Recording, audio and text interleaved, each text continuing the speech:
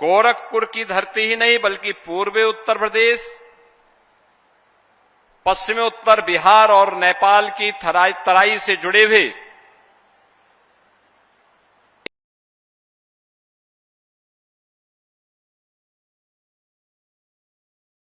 आधी आबादी महिलाओं के लिए एक टेक्नोलॉजी की ज्योति बनकर के न केवल पूर्वी उत्तर प्रदेश बल्कि भारत के विकास के लिए एक नया प्रकाश देने का माध्यम बनेगा। टाटा समूह के सहयोग से स्थापित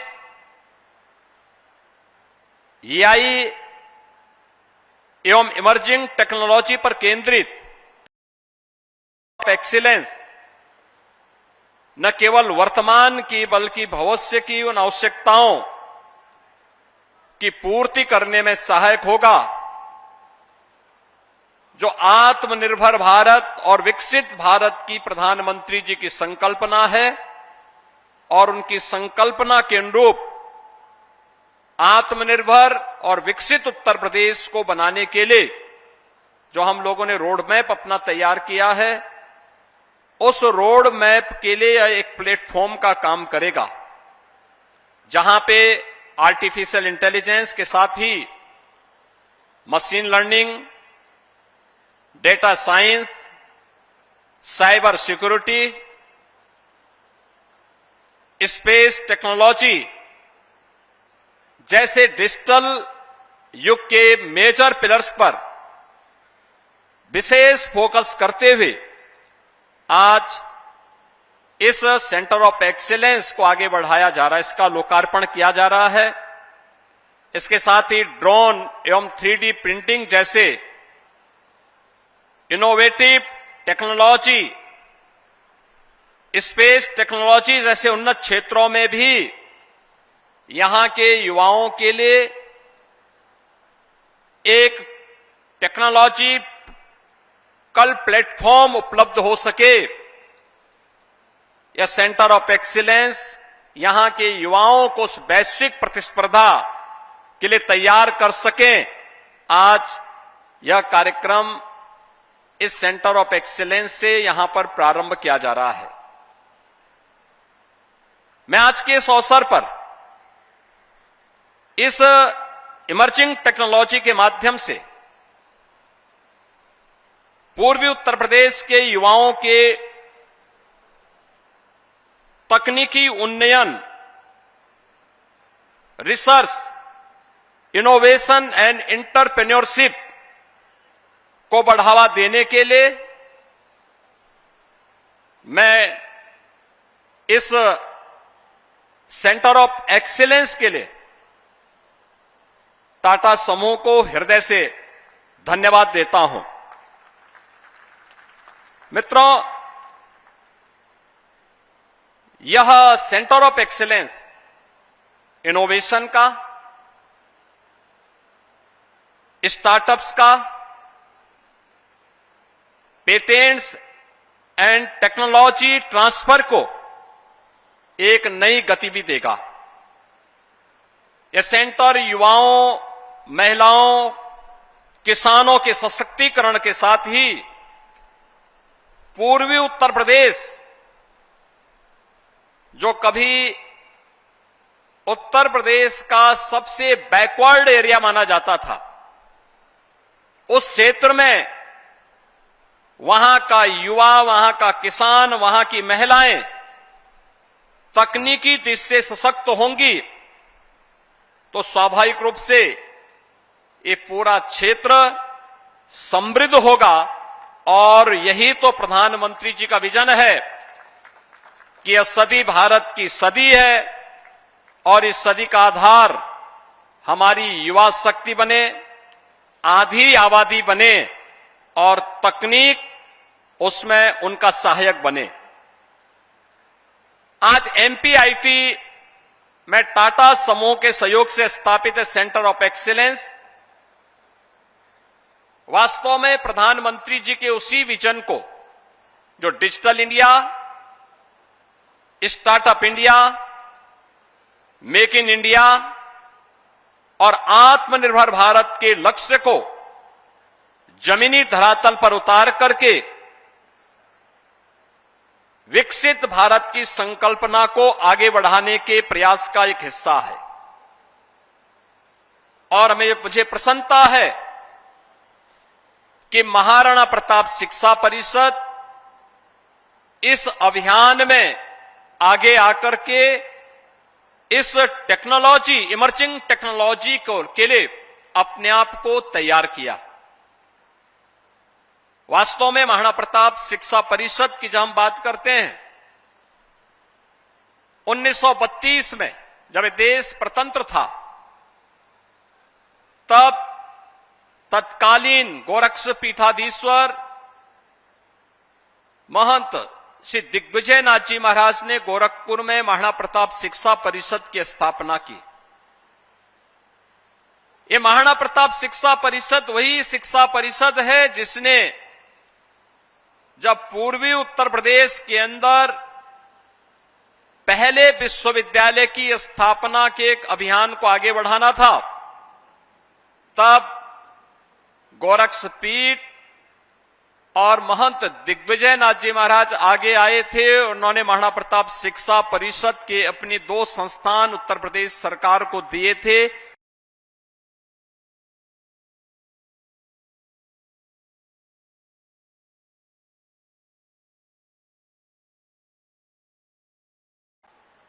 कि महाराणा प्रताप शिक्षा परिषद का ही एक उपक्रम Maharana Pratap institute of technology उस दिशा में आगे आया। टाटा ग्रुप के साथ मिलकर के, टाटा ग्रुप के सहयोग से आज यहां पे इतना शानदार सेंटर ऑफ एक्सीलेंस यहां के युवाओं के लिए प्राप्त हुआ है। और मेरा मानना है कि टाटा समूह, मित्रों, आज प्रातःकालीन सत्र में मुझे टाटा समूह के द्वारा संचालित लखनऊ में टाटा मोटर्स के 10 लाखवें वाहन को लॉन्च करने का अवसर प्राप्त हुआ। याद करिए, लखनऊ में टाटा मोटर्स का शुभारंभ 1992 में होता है। 34 वर्ष में उन्होंने 10 लाख वाहन उत्तर प्रदेश और देश की सड़कों पर उतार करके कितनी बड़ी संख्या में लोगों को आत्मनिर्भर बनने के लिए, पब्लिक ट्रांसपोर्ट के लिए, कनेक्टिविटी के लिए, माल भाड़ा ढोने के लिए वाहन, स्वदेशी वाहन यहां पर उपलब्ध कराए और बहुत सारे लोगों को, हजारों और लाखों की संख्या में लोगों को आत्मनिर्भर बनने की दिशा में वह ग्रुप सहायक बना। वास्तव में जमशेद जी टाटा से लेकर के रतन जी टाटा तक सेवा और नवाचार की जो ये परंपरा है, यह केवल सेवा और नवाचार तक सीमित नहीं है। मैंने सुबह भी कहा कि टाटा केवल एक नाम नहीं, यह एक विश्वास है, एक गुणवत्ता है, राष्ट्र निर्माण के प्रति अपनी प्रतिबद्धता का भी एक मानक है। और इसीलिए टाटा को भारत के लोगों ने एक ट्रस्ट के रूप में माना है, यानी एक विश्वास के रूप में माना है। और वह विश्वास आज देश के अंदर हर एक सेक्टर में हम सबको देखने को मिलता है। Maharana Pratap institute of technology, यहां पर पहले से ही computer science and engineering, artificial intelligence, machine learning, cyber security and data science, information technology तथा इलेक्ट्रॉनिक्स इंजीनियरिंग जैसे अत्याधुनिक पाठ्यक्रम संचालित कर रहा है। और मेरा मानना है कि आज के समय में, एक समय था ये पूर्वी उत्तर प्रदेश हर एक क्षेत्र में पिछड़ा माना जाता था, और आज मुझे बताते हुए प्रसन्नता है कि आदरणीय प्रधानमंत्री जी की प्रेरणा से आज ये क्षेत्र उभरता हुआ नॉलेज पावर हाउस के रूप में अपने आप को स्थापित कर रहा है। गोरखपुर में अब 4 पूर्णतः क्रियाशील विश्वविद्यालय कार्यरत हैं। इसके साथ ही अभी कुछ दिन पहले हम लोगों ने भारत सरकार के सहयोग से सॉफ्टवेयर टेक्नोलॉजी पार्क की भी स्थापना गोरखपुर में की है।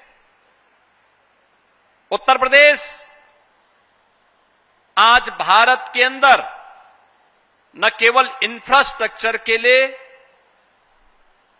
बल्कि अपने प्रदेश में अब यूपी यानी भारत के अंदर यूपी एक मैन्युफैक्चरिंग स्टेट के रूप में भी अपने आप को, एक मैन्युफैक्चरिंग हब के रूप में अपने आप को स्थापित किया है। आज से 9 वर्ष पहले यह कठिन था। सड़कें अच्छी नहीं थी, बिजली का आता पता नहीं था, सुरक्षा संकट में थी, पॉलिसी नहीं थी, न नीति थी, न नियत थी। स्वाभाविक रूप से असुरक्षा के माहौल में नीति न होने के कारण निवेश भी नहीं होता है। निवेश नहीं होगा तो स्वाभाविक रूप से एम्प्लॉयमेंट भी जनरेट नहीं होगा, एम्प्लॉयमेंट भी नहीं मिलेगा।